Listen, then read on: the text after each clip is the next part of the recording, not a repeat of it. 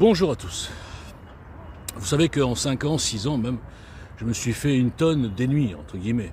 D'ennemis dans la dissidence, dans les partis politiques, dans les inconnus, dans les anonymes, dans les militants de tous les partis ou les fans de toutes les starlettes, on ajoute les antisémites, etc.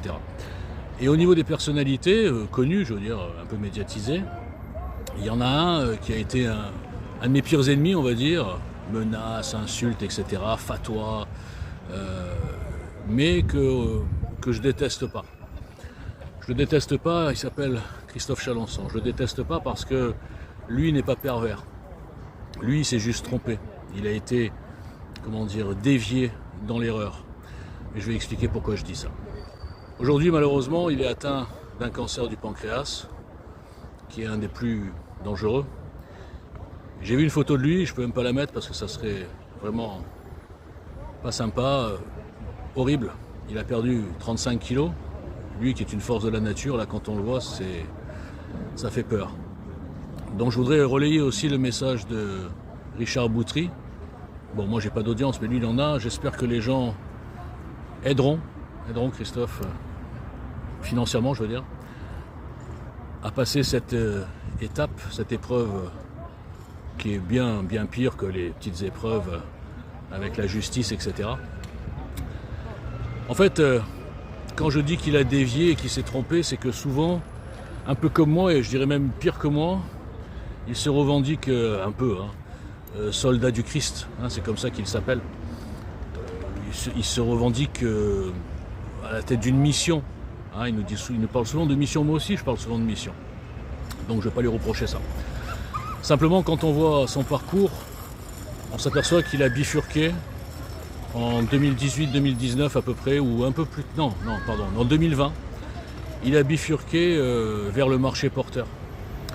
Je pense honnêtement, je ne sais pas s'il écoutera cette vidéo, mais je pense honnêtement qu'il s'est trompé et que la demi-notoriété lui a fait tourner la tête sur les réseaux sociaux.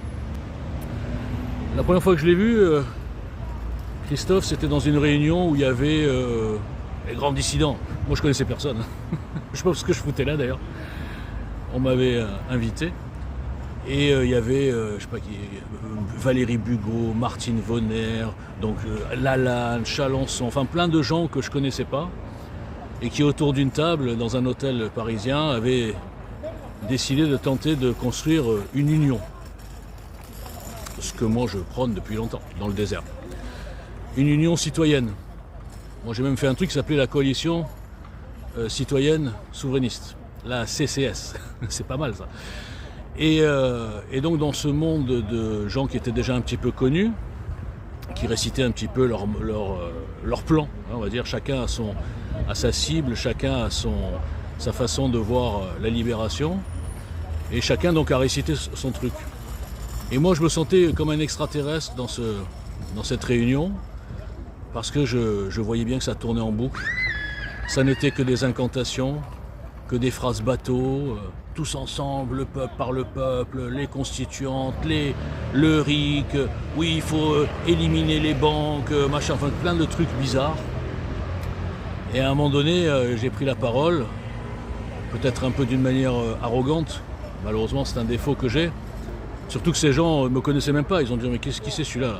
On ne le connaît même pas, il pèse rien, il n'a pas de followers, il passe dans aucun média, on ne sait même pas ce qu'il fout là d'ailleurs, et il vient nous faire la leçon.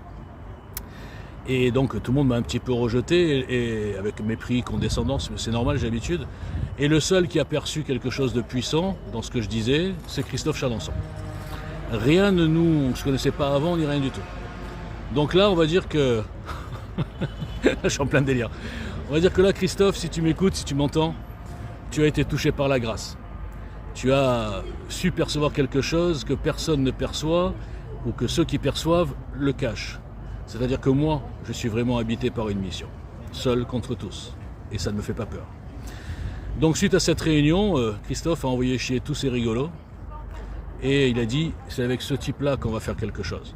Et on a commencé à construire le CNL, le vrai, pas celui qui a dérivé ensuite une sorte de secte, malheureusement Christophe, je te le dis, c'était devenu une secte à gourou ton truc. Et donc au début du CNL, Conseil national de libération, dans lequel, après d'âpres négociations avec lui, j'avais réussi à insérer environ 80% du programme JL. J'avais commencé à faire des facecam d'explications, comment ça allait se fabriquer, comment ça allait se développer, sur quelle base, etc., un plan stratégique. Et là, Christophe a été touché par le diable, par Satan. Puisque, je ne sais pas pourquoi, du jour au lendemain, j'étais devenu, pas son idole, hein, je rigole, mais il m'aimait beaucoup. La preuve, c'est que Richard pourra témoigner. La première fois que je suis passé chez Richard Boutry sur la Une TV, c'était pas moi qui devais passer, c'était Christophe. Et Christophe le dit non, moi je suis passé plein de fois, je t'envoie une bombe atomique, c'était moi. Et puis après, bon, Richard aussi a vu le talent sans comprendre comment ça se fait que lui non plus ne me connaissait pas. Bon, malheureusement, la chaîne La Une TV n'a pas duré longtemps et ensuite je suis retombé dans l'anonymat total.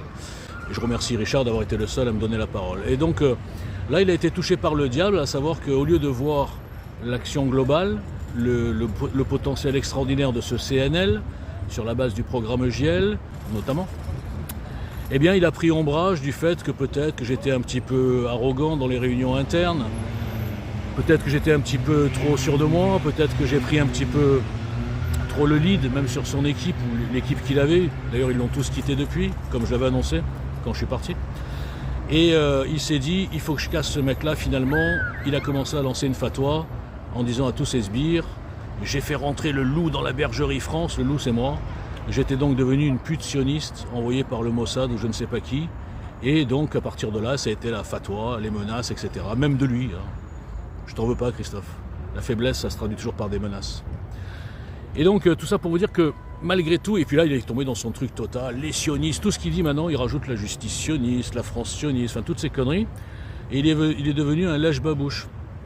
Un lèche-babouche, un complice quelque part de l'islamisation évidente de la France, que toutes vos putaclics vous cachent en vous faisant cibler les juifs et les fantasmés sionistes. Alors quand je dis ça, c'est que ça rentre dans le cadre des deux plans sataniques, les deux satanismes dont nous sommes aujourd'hui les cibles. D'un côté, le satanisme des psychopathes mondialistes, wokistes, transphiles, homophiles, enfin les Schwab, Gates, enfin tous les malades mentaux, la Soros aussi bien sûr. Ça c'est le plan du grand reset, et puis en face il y a le plan de l'islamisation. Et bien sûr, Christophe n'a absolument pas compris que en s'acharnant sur les juifs, qu'il appelle sionisme, en vérité tout le monde sait que quand on dit sioniste, les gens ciblent les juifs, en s'acharnant sur Israël, en défendant le mensonge palestinien, l'invention du peuple palestinien, la falsification de l'histoire de cette terre, et bien finalement il jouait pour le plan numéro 2, c'est-à-dire l'islamisation. Et il n'a pas compris évidemment que les deux plans sont connectés, que finalement par ricochet, il jouait pour le plan de ses propres adversaires, c'est-à-dire le grand reset. Donc je ne lui en veux pas, j'espère qu'il va s'en sortir, j'espère vraiment qu'il va sortir de là, et parce qu'il n'est pas pervers. Parce que lui n'a pas compris.